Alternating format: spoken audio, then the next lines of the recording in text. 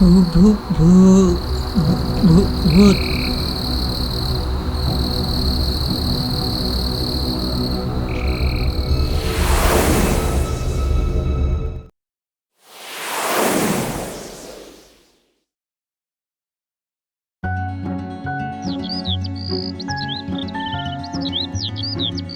আজ শোনাবো ঢোল গোবিন্দপুর গ্রামের কথা। এ গ্রামে মানুষজন সুখে শান্তিতেই বসবাস করত, কিন্তু কয়েক বছর থেকে এ গ্রামে অজানা এক আতঙ্ক বিরাজ করছে। কেউ বলে ভূত, কেউ বা বলে পিশাচ, কিন্তু এখন অবধি জানা যায়নি আসলে সেটা কি। কারণ যে একবার তার সম্মুখীন হয় সে আর বেঁচে ফেরে না। এদিকে এই গ্রামের সব চাষের জমি, আর এখান দিয়ে বয়ে গেছে একটা খাল। নদী থেকে এই গ্রামে এসেছে এই খাল। চাষের জমিগুলোকে জলে সরবরাহ দেয়, আর এই খালের ধারের রাস্তায় সন্ধ্যার পর আর কেউ চলাচল করে না। এই রাস্তাতেই নাকি থাকে সেই অজানা অচেনা আতঙ্কের জিনিস।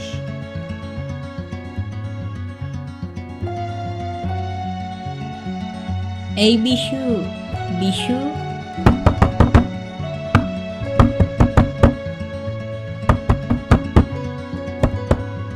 কে কে ডাকছে? আমি রামু। মোড়ল মশাই পাঠিয়েছেন। দাঁড়া, আমি আসছি। বল, কি হয়েছে এত সকাল সকাল আমার বাড়িতে? মোড়ল মশাই পাঠিয়েছেন। মোড়ল মশাই তোকে শিগগিরই ডাকলো, কি যেন একটা কাজ আছে। তাই নাকি? ঠিক আছে, তুই যা, আমি আসছি। আমি চললাম, তুই তাড়াতাড়ি আয়। চারিদিকে চারিদিকে কেমন যেন একটা টাকা টাকা গন্ধ পাচ্ছে। মোড়ল মশাই রামুকে দিয়ে যখন ডাক পাঠালো, তখন ঠিক একটা বড় কাজ আছে। অনেকদিন ধরে একটা ভালো আর বড় কাজ আমার হাতে আসছিল না। এবার মোড়ল মশাই আমাকে দিয়ে কি কাজ করায় দেখাই যাক। আজ খুশি খুশি মন নিয়ে বিশু মোড়ল মশাইয়ের বাড়ির দিকে রওনা দেয়। বিশু মোড়ল মশাইয়ের সমস্ত অপকর্মের সঙ্গী। মোড়ল গ্রামের প্রভাবশালী ব্যক্তি হলে সে নানা অপকর্মের সাথে জড়িত, যেমন চোরাই সোনার কারবার ও অন্যান্য নানা কাজের সাথে। কিরে, মোড়ল মশাই কই? মোড়ল মশাই ঘরে, তুই তাড়াতাড়ি ঘরে চলে যা। মোড়ল মশাই ডেকেছেন? বিশু, আজ একটা কাজ আছে, বড় কাজ। শোন, কাজটা কিন্তু ঠিকভাবে করতে হবে। আপনি আমাকে কাজ দিলে সেটা তো ভালোভাবেই হবে, এটা আর বলতে। শোন শোন, এটা বড় কাজ। আজ রাতে 12টা নাগাদ নদীর খেয়াঘাটে দুজন শহর থেকে নৌকা করে এসে ওরা তোকে সোনার বিস্কুট দিয়ে যাবে। সেগুলো ঠিকঠাক করে এনে আমার বাড়িতে দিয়ে যাবি, কিন্তু খুব সাবধান।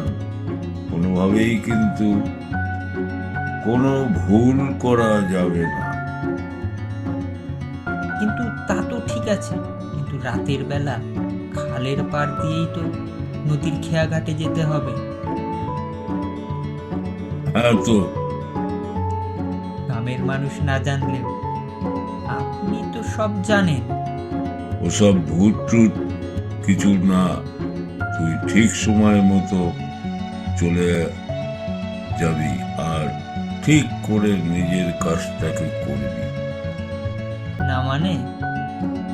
শোন, তুই চুরি ছিনতাই করিস, গ্রামের লোক আমার কাছে অভিযোগ দিলেও আমি কিন্তু কোনো পদক্ষেপ নেই না। তুই কি চাস আমি তোর বিরুদ্ধে কোনো পদক্ষেপ নেই? ঠিক মতো আজ রাতে কাজটা সেরে ফেলবি। ঠিক আছে। মোড়ল মশাইয়ের এসব কথা শুনে বিশু একটু চিন্তিত হয়ে বাড়ির দিকে রওনা দেয়। কাজে আজ বিশুকে যেতেই হবে, ও যতই ভূতের ভয় পাক না কেন, কারণ মোড়ল মশাইয়ের কথাই শেষ কথা।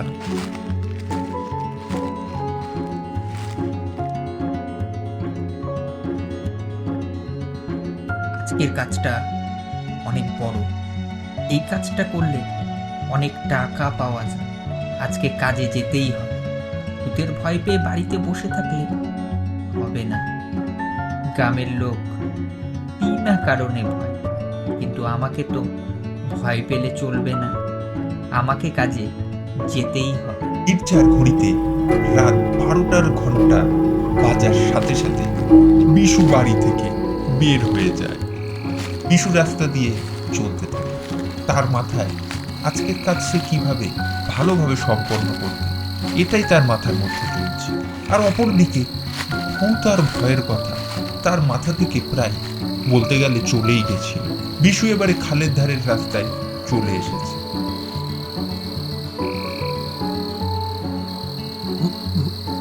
ভূত অজিত, কি আমাকে দেখে অবাক হয়ে গেলি? না মানে না, আমাকে দেখে তো তুই অবাক হলি। না না, আমাকে ছেড়ে দে।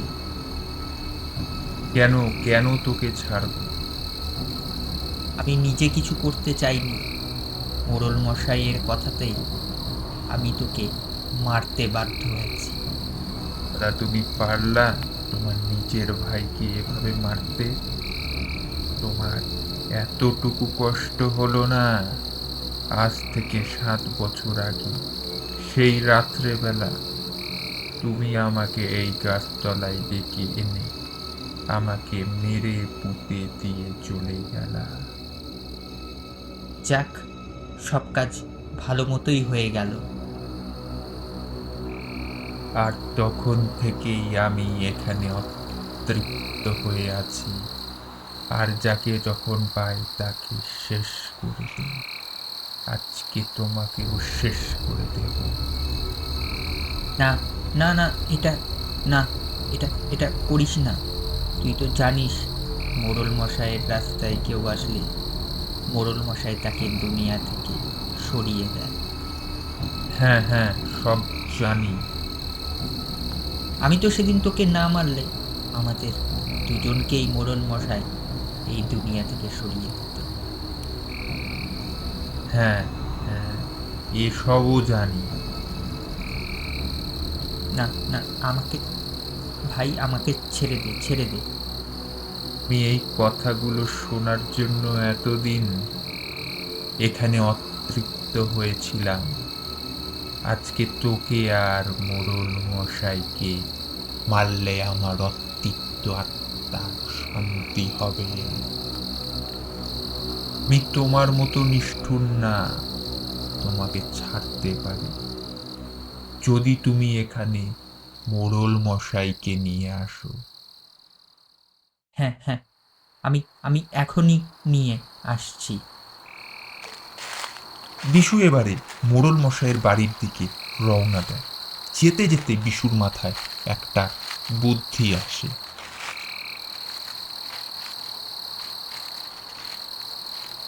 মোড়ল মশাই, ও মোড়ল মশাই, কে? আমি বিশু। বল বিশু, কি হয়েছে? মোড়ল মশাই, নৌকাতে যারা সোনার বিস্কুট এনেছে তারা তো আমাকে সেগুলো দিতে চাইছে না। তারা আপনাকে ডাকছে, বলছে আপনাকেই তারা দেবে।